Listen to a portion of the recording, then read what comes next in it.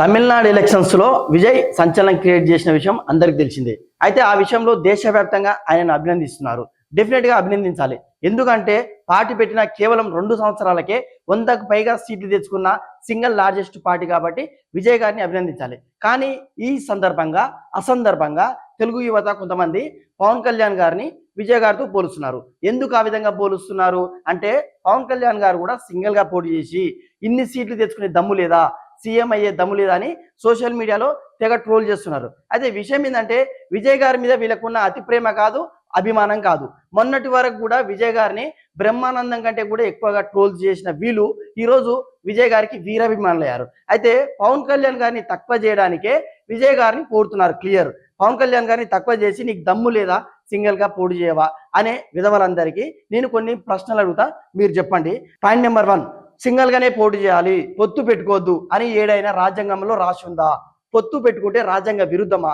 చెప్పండిరా విధవల్లారా. Point number 2, సరే చంద్రబాబుకు పవన్ కళ్యాణ్ కు దమ్ము లేదు, వాళ్ళు పొత్తు పెట్టుకుని వచ్చారు. మీ జగన్ అన్న సింహం సింగిల్ గా రావాలి కదా.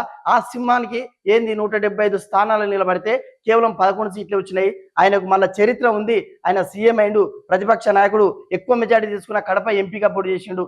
కనీసం సగం సీట్లైనా ఒక 90 సీట్లు రావా? 11 సీట్లు ఇంద్ర పాపాత్ములారా.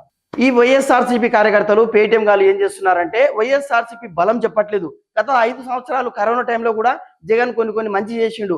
ఆ విషయాలు చెప్పుకొని ప్రజల్లోకి వెళ్ళే ఆలోచన లేదు. ఎంతసేపు ఉన్నా సింగిల్ గా రండి అని కూటమి యొక్క బలహీనతను చూపించుకొని ప్రజల్లోకి వెళ్దాం అనుకుంటున్నారు. కార్యకర్తలు అనుకుంటే వేరే విషయం. ఎమ్మెల్యేలు, ప్రజాప్రతినిధులు, మాజీ మంత్రి ఆంబోతు రాంబాబు, అదేవిధంగా జగన్ కూడా సింగిల్ గా రా అంటున్నాడు. ఒకవేళ వాళ్ళు సింగిల్ గా రాకుంటే జగన్ సీఎం అవ్వలేడా? ఎంతసేపు ఉన్నా సింగిల్ కావాలంటే, అంటే టీడీపీ, అటు జనసేన, ఇటు బీజేపీ సింగిల్ గా వస్తే అప్పుడు మన సింహం ఎవరైతే జగన్ నుండో అప్పుడు లైన్ క్లియర్ అయ్యి అప్పుడు కింగ్ అవుతాడేమో. ఇది ఒక గెలిపేనా?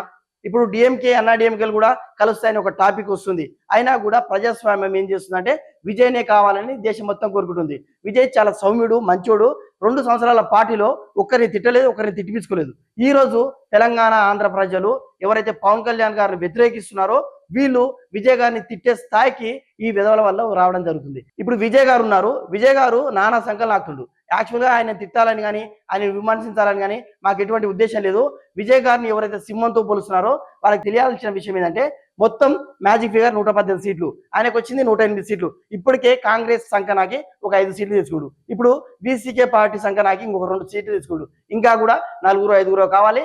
గవర్నర్ ఈయన సీఎం చేసే అవకాశం లేదు. ఇప్పుడు సుప్రీంకోర్టు పోతుండు. కనీసం పవన్ కళ్యాణ్ 2 పార్టీల దగ్గరికి వెళ్ళింది కానీ ఈయన దాదాపుగా 4-5 పార్టీల సంకనాకాల్సి వస్తుంది. విజయ్ సింహం అని చెప్పుకునే వాళ్ళందరూ ఇప్పుడు దీనికేం సమాధానం చెప్తారో చూడాలి. ఇక అదే యాక్చువల్గా వైఎస్ఆర్సీపీ వాళ్ళు, పేటీఎం వాళ్ళే కాదు, అంబేద్కర్ పేరు చెప్పుకొని ఎప్పుడు సనాతన ధర్మాన్ని వ్యతిరేకించే వాళ్ళు కూడా పవన్ కళ్యాణ్ గారిని ట్రోల్ చేస్తున్నారు.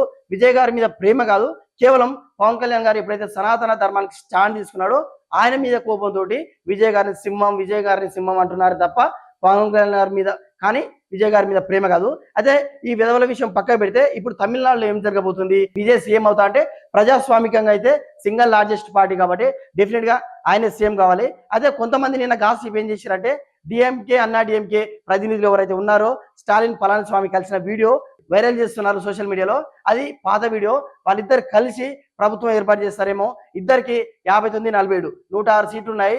మిగతా పార్టీల నుంచి ఏదైతే చిన్న పార్టీలు ఉన్నాయో వాటి నుంచి తీసుకొని వాళ్ళే పళనిస్వామిని సీఎం చేసి ప్రభుత్వాన్ని ఏర్పాటు చేస్తారని ఒక గాసిప్ అయితే ప్రచారం జరుగుతుంది.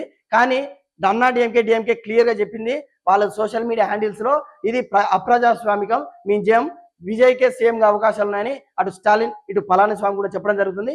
సో రేపు మాపో విజయ్ సీఎం గా ప్రమాణ స్వీకారం చేయబోతున్నట్లు క్లియర్ గా అర్థమవుతుంది. విజయ్ గారిని, పవన్ కళ్యాణ్ గారిని పోల్చి కంపేర్ చేస్తున్న విధవల గురించి మీరేమనుకుంటారో కామెంట్ చేయండి.